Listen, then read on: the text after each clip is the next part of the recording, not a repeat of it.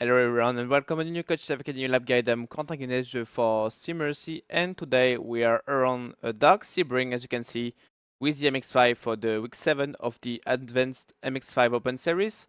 So yeah, as usual, first we will go with your lap and then we will get into the details about this interesting combo with the MX-5 around dark Sebring. So yeah, let's get started.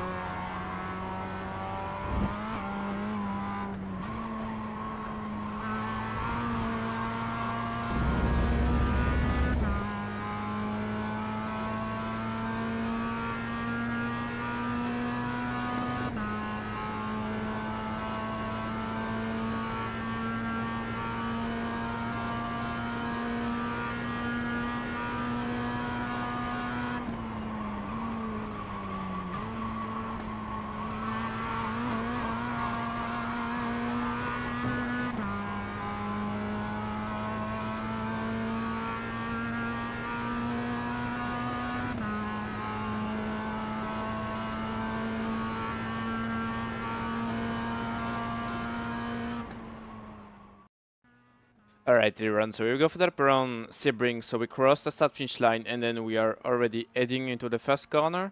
So as you can see, I guess maybe you've seen a few lap guides about Sebring, and yeah, T1 is pretty much all the time the same. Of course, you put the car to the right, and then you're just looking to the gap, which is into the pit exit wall. So you can see that the track gets tighter from that point. I'm going a bit right here, you can see that the track gets wider, and then at that point the track gets tighter, so the wall goes to the right and then back to the left to um, make the track tighter. So this is pretty much what we are looking at most of the time. So as you can see, just around that gap, I will just release the throttle, go on the brake slightly, turn to the right. As you can see, I'm not really trying to slow down the car that much, just about getting a bit of rotation. I'm not holding for too long the brakes, as you can see. And then pretty early on, I'm trying to get the momentum on the way out. So this is what you need to do into turn one. You don't need to use a lot of braking, especially because if you brake too much with the MX-5, I guess it's the matter with the others as well. I'm doing GT4 and it works pretty much the same, but it feels even more with the MX-5. Like if you push too much the brakes, or if you push too much like inputs during the cornering phase, like you are just losing some rotation. So sometimes it's better to be really um, smooth and just put like a little amount of inputs when you are steering, because you can lose a bit of rotation if you are doing too much. So if we are checking at delta, you can see how much I'm putting in terms of inputs. So it's like a very small amount of braking. And as you can see, I'm just trying to slowly go on throttle. Of course, you don't have that much downforce, so you cannot go really early full throttle. But yeah, this is what I'm doing going into turn one. A very small amount of braking, like 20% or something here and there. And then once I have the rotation and the car is into the corner and settle on the inside, then I can just build the momentum on throttle. And as you can see, I'm just dropping one gear, so I don't think I'm going up to fifth gear around the track. No, just highest gear is fourth, and then I'm just dropping to third going into turn one. So this is what I'm doing into turn one. Bit of braking, then I will go down to third on throttle, and then as you can see, I'm just trying to control on the way out, trying to see where I am in, like, according to the curbing on the outside, and then when I see that I'm in the right position and I can go flat without risking it to go too wide on the way out, then easy flat out using the curb. And then we are going into the maybe one of the maybe not the slowest sector, but the most technical sector, maybe, um with the different direction changes and the big curbs as well. So just keep the car to the right, and then near the two cones on the right, you will just go on the brake. As you will see, not a massive braking, but yeah, still around 70%. It's not the biggest braking, but you don't brake for too long as well into this one. You just try to slow down the car as much as you can while the car is straight, and then you just release the brake. You send the car into the corner. You will drop to second for this one, and then you will early on go on throttle, as you can see there. So on the brakes, dropping to second, releasing the brakes. From there, trying to get the rotation using a bit of curbing on the inside, but as you can see, the car is not even moving. So I'm not really trying to jump over the curb. I'm just trying to use the very edge, because then if you use more curbing, the car is going to jump, and it's not really pleasant, because you know that Sebring is known for all of his bumps and stuff. So yeah, if you get the curb, then it adds more bumps. You can get some bumps as well onto the track. So yeah, it can get a bit messy if you use too much curbing sometimes. So yeah, this time just getting the edge of the curbing, so then the car barely feels anything. As you can see, the car doesn't move too much, so it's good like this. So taking a very nice apex right here, then I just need to like straighten the car back. I get the curb to the right. As you can see, it's still flat out. So yeah, just trying to get the curb this time, trying to really shorten the distance, not trying to cut too much. So you can see how much I'm using. I'm just putting the right wheels on the grass, but apart from that, I'm just trying to keep the left wheels on the left side of the white line. Then we are heading into this left one. So the last corner of this sector, but not the easiest one actually, because it's quite long and you need to get a late apex for this one. You need to carry a lot of speed, but at the same time, it's really easy to um, uh, get the rear really light, so then it gets a bit loose. So it's a corner quite tricky. You need to put the right amount of steering. At the same time, you have to make sure you are not going too fast, because it's really easy to pick up some understeer. And uh, the other way around, it's really easy to pick up some oversteer on the entry with the MX-5. So yeah, ideally you put the car to the right, and then it's pretty much the same as usual. As soon as you get past the curbing on the right side, then you can start to release the throttle, get on the brake, then a bit of braking on the way in, and this is there that you can get some oversteer. So you need to be careful.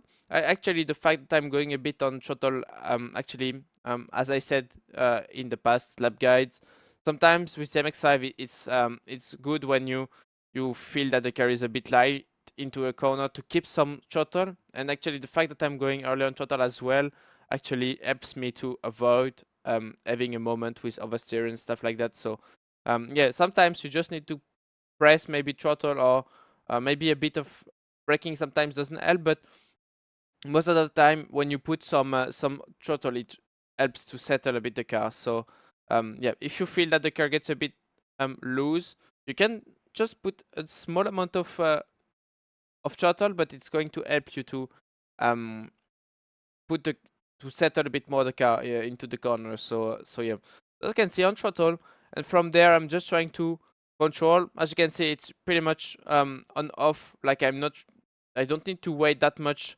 on the way out, because I made a good work to slow down the car, bring the car into the apex. So as you can see, no curbing as well, which is good, because if you take the curb, you just delay a lot the throttle, and then there is a chance that it push you off the line. So just avoid the curb at all cost into this one. It's very important.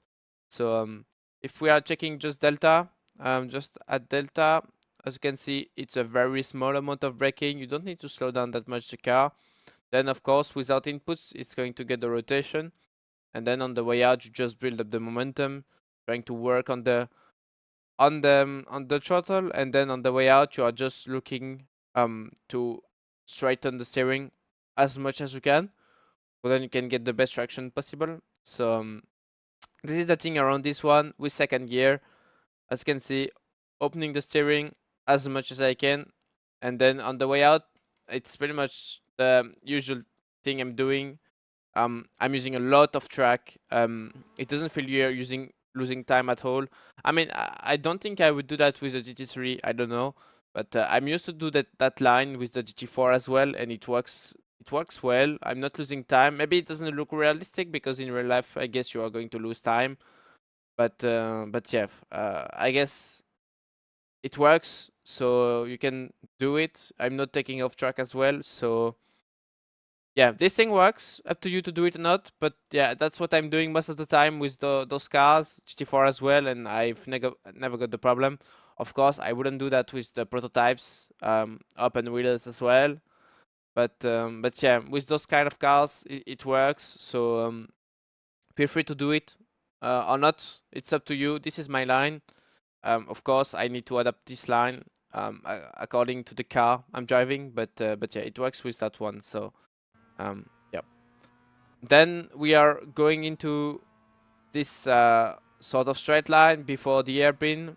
So just putting the car to the left, and then we are going to look at the 3 cones on the left. This is my braking reference. So as you can see, just next to the cones, I'm just going on the brakes.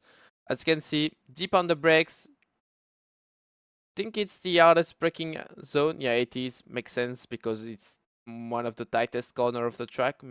Maybe it is the tightest corner of the track. So as you can see, on the brakes, going deep on the brakes, reaching almost 90%. Then releasing the brakes. At that time, I'm getting the rotation, and then once I have the rotation, I'm just going on throttle to get the speed on the way out. As you can see, I'm just trying to. If you look at the steering wheel just right here, how fast I'm trying to open the steering on the way out, really quickly opening the steering to avoid oversteer on the way out. Of course, dropping to first to optimize the exit speed and the power on the way out. And then yeah, apart from that, I guess we are good. So we will get into the corner. So as you can see on the brakes, down to first, 90% braking. Now I'm releasing almost everything to get the rotation, and then once I'm on the curbing, on power, opening the steering to avoid the oversteer, then using all of the track on the way out, and we are done for the hairpin, and we are going for the next corner, just going to the right to shorten the distance, and I will do the same here to shorten the distance once again. No need to drive in the middle of the track. Then for this one, just using the 3 cones. This time I'm trying to brake slightly after getting by the cones. I guess from here, yeah, it almost looks like I'm braking next to it. But as you can see, if you just consider, like I have triple screen, but if you just consider the center screen, like when I'm braking and releasing, it feels like I'm by the cones. But actually, if you're looking from the outside, I'm next to the cones.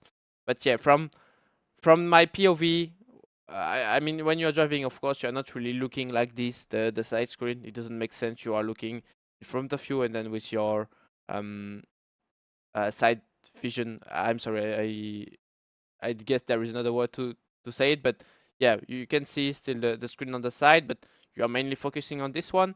And if I'm just focusing on this one, it feels like I'm by the cones, even if I'm not really. But yeah, I guess you understand what I mean with the field of speed. So yeah, we imagine we are by the cones, so we are just going on the brakes. We will go down 2 seconds. You can brake later than that, I guess, but that's what I tried at least earlier into my session. But yeah, you're just going too fast on the way in, so you can take the apex, but you're just going way too wide on the way out, which is not ideal. So it's better to brake a bit earlier for this one, so then you can really get not a tight exit for this one, but at least you are not going too wide on the way out, which is good. So getting by the cones, go on the brake. You will drop down 2 seconds, of course, for this one. In most of the corner, you are going to drop 2 seconds anyway. I guess it's this one. So braking is about 80%, I guess, between 70 and 80%. So you can brake like as much as you can while the car is straight. But then, as you can see, once I'm starting to steer more and more to the right, I'm just releasing the brakes to get the rotation, dropping to second, as you can see. And then once I'm facing the exit, as you will see, turning in, releasing the brakes. And then once I'm next to the apex, just going on power. As you can see, I'm not leaving that much room, but yeah, basically, if you're braking later, you are more likely to end up on the curb, which is not ideal. Just like that, I left a bit of a margin, so I have time to go to the right. So I'm leaving a bigger gap, and then I can take the curb once again. So yeah. But if you are completely pushing on the curb, then you don't really have time to move back to the right. So then you can really avoid going too deep into the curb. This is the thing into this one. Then, as you can see, you just stay all the way on the inside. Then you will just drive straight to shorten the distance, move to the left, and then once the car is maybe 1 or 2 meters before the cone on the left, you are not really trying to brake too late into this one because it's really easy to overshoot it. So maybe 1 or 2 meters before the cone, you just go on the brake, you will drop to second, and then you will just try to send the car into the corner, just release the brake, release the brakes. Yeah, I think I said it twice. Release the brakes. So then it gets the rotation, and then as you will see really early on, like 2 or 3 meters before reaching the apex, then you can just go on power, try to go full power, open the steering, and then as you can see, easy on the exit. I didn't go wide, so it's perfect. I just stay on the curb without going too wide on the curb because it's really easy to lose some speed if you are going too wide on this curb. I think with the MX-5 it feels better, but with the GT4, when I was going wide like this, it wasn't feeling so good. It was feeling like I lose traction on this curb. So yeah, just like that, it's perfect. I'm not too wide on the curb. So yeah, that's what we want. We can check this out on Delta if you want. So as you can see on the brakes, dropping to second, like we are near the cones, just going on the brake, dropping to second, and then once the car is starting to get the rotation, I just need to release the brakes, and then like as you can see, a few meters before reaching the apex, and it's a good maybe between 5 like yeah, around 2, 3, 4 meters maybe before the apex, just going on power. So yeah, as you can see, I'm not going like it's this one. Yeah. I'm not going like full power straight away, but I'm building up the momentum, and then once I'm really next to the apex, then I can go full power. So yeah, this is what you need to do around this corner. Then we will get into pretty much the last third of the lap. So getting the curb right here, cutting this one as well, but not that much. And then I'm just going to brake like just between the two actually. Maybe closer to this one, but it feels like I'm pretty much halfway between the two. So this is what I'm doing going into this one. I will drop to third. Then as you can see, I just bring the car. I stay with third. I take the curb on the inside really early on throttle because I want to make sure I can get the momentum on the way out of this first right-hander. So if we are checking at delta, I will just go a bit, yeah, like this. It's good. So yeah, just going on the brake around 70%, and then as you can see, releasing the brakes. From there, I'm just trying to get the rotation, no inputs, and then I'm just trying to get out of the corner with the power. So you can say with third, going into this one, you don't need to drop to second because I think second kills the momentum a bit too much.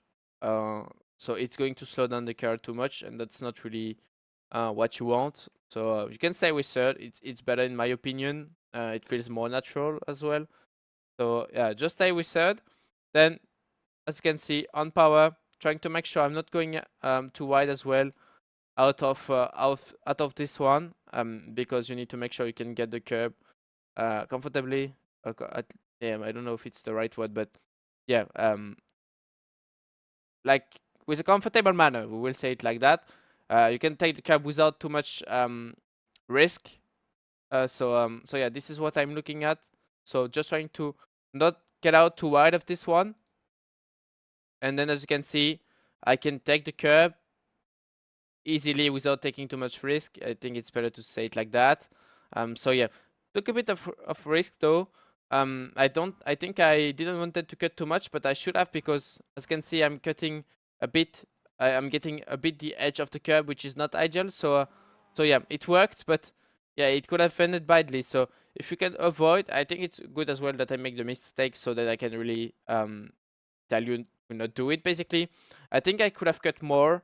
And by not cutting it enough, I did touch the edge of the curbing, just like this right now. And there is a risk because sometimes it can just make the car like go fully to the left. So yeah, this is risky. It can spin the car to the left. So yeah, maybe with the MX-5 it's okay. You can maybe, yeah, the risk is less costly, but if you do it with GT3, GT4, oh, maybe not GT3 because you are not going to take this line with GT3. But if you do it with GT4, there is a risk of sending the car to the left spinning. So yeah, just make sure you're cutting it a bit more so then you don't do that mistake. But yeah, the lap was good, so I guess it's okay. But yeah, maybe if you do it 5 times or 10 times, maybe 5 times you are going to spin the car. So yeah, it's risky, but it worked that time, so it's okay. Then you just keep steering to the left. You try to make sure you have the corner as open as you can, so then you don't have the corner too tight. So yeah, this time you are opening the corner, so it doesn't really feel like a 90-degree corner anymore, which is good. So as you can see, really opening the corner, dropping to second, a bit of braking just right here to slow down the car, and then I just let the car getting the rotation. So as you can see, I'm not, oh, sorry, just a mistake. Here we go. I will just do it like that in reverse. Okay, perfect. So we are back. So just a bit of braking, and then I just let the car without any input, so then I can get the rotation. And then when I feel the car is settled and it's going to take the apex properly, then I can go slowly on power. And then once I'm making the apex going on the curb and I feel that the car is really settled on the inside, then I can go full power using all of the curb, but not too wide because it doesn't feel really good to really go too wide. Like I said before, if you're going too wide on the curbs, you can lose some traction. At least I kept a wheel on the track, so I guess this is why it feels better. But yeah, if you go really the 4 wheels on the curb, you can, I think, lose a bit of traction. So yeah, if you can, just keep a wheel, like right wheels on the track, and it's going to be perfect. So if we are checking this on delta, as you can see, it's really a small tap on the brake, like 40%, and then I just let the car all into the corner, get the rotation, and then, as you can see, just working on the throttle to get the momentum on the way out, and also I'm not putting too much throttle um to get that rotation, and then once the car is settled, I can really push on power.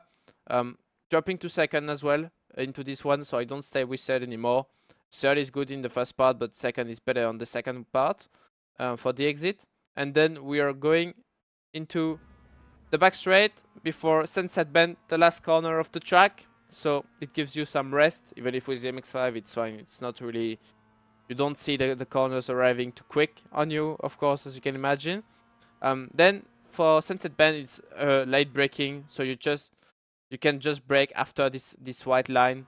So as you can see, getting by the white line, pretty much all of the way between the edge of the wall right here and the white line. This is pretty much just between the two things that I'm braking. So you can see, going on the brake, then I just try to keep the car as much as I can on the inside, dropping early to second. And then, as you can see, I'm just trying to keep the car tight. I'm not trying to go too wide. It's not a prototype, so you don't have the downforce to really make it. So the tighter you're going to stay, the better it's going to be. Of course, I'm not asking you to stay all the way tight around the wall, but yeah, you can just stay maybe just between the wall and the white line, even if I'm closer to the white line. But yeah, you can just stay. I would say maybe in the middle of the track, if we consider that maybe the cones right here and the walls are the limits. I can just stay just between the two. So yeah, what I mean is that I'm not trying to go too wide, but in the other end, I'm not trying to go too tight in the first part, because then it can really compromise my exit. But I'm not trying to go too wide because I don't have the downforce to then come back by keeping the speed. Like, I can't go wide on the way in and then expect to keep the same speed and have a tight exit. So this is what I mean. But yeah, I guess you will find that as well during the practice. You will get the feel out of it, and then you will see what's the best for you. But yeah, don't go too wide, but at the same time, don't go um too much on the inside. So yeah, dropping to second, a bit of braking on the first part, and then I'm just trying to control with the throttle, very early full throttle. Then I'm lifting a bit because sometimes it feels like you are going to lose a bit of rotation. But yeah, most likely from that point here, I'm not really lifting. I'm not touching the brake anymore. I mean, then of course you are managing the throttle to make sure you are not losing too much rotation, of course, because you wanna stay tight on the way out. You don't wanna go too wide, of course. You want to shorten the distance, but yeah, then I guess it's just yourself how you consider the car is feeling.